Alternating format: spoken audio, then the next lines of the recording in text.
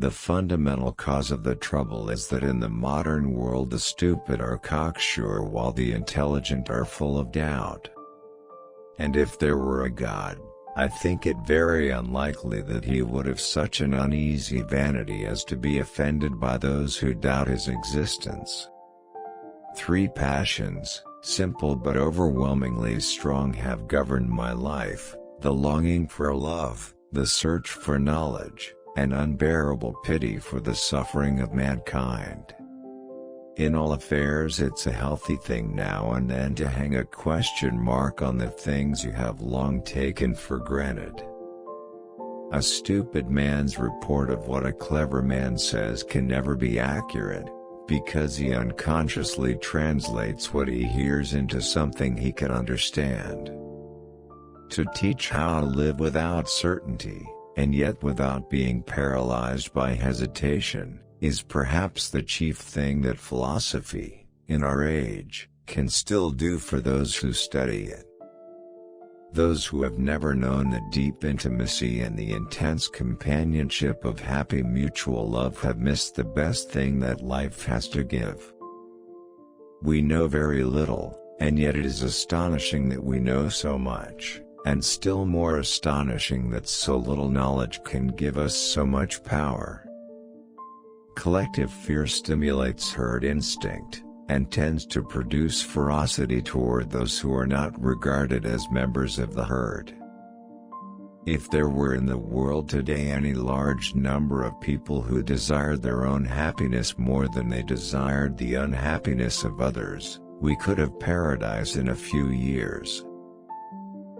The secret of happiness is this: let your interest be as wide as possible and let your reactions to the things and persons who interest you be as far as possible friendly rather than hostile. I think we ought always to entertain our opinions with some measure of doubt. I shouldn't wish people dogmatically to believe any philosophy, not even mine. When considering marriage, one should ask oneself this question: will I be able to talk with this person into old age? Everything else is transitory, the most time is spent in conversation.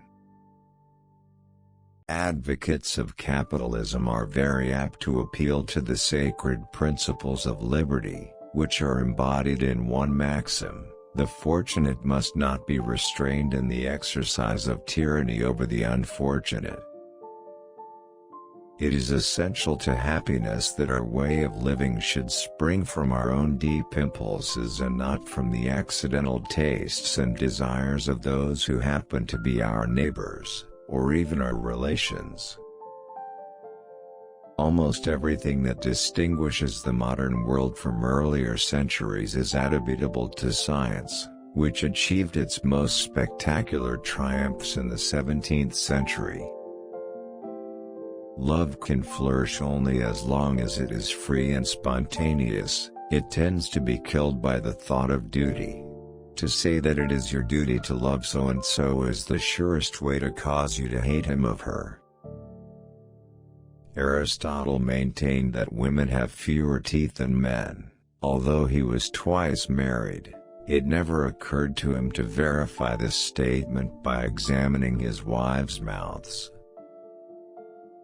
Conventional people are roused to fury by departure from convention, largely because they regard such departure as a criticism of themselves.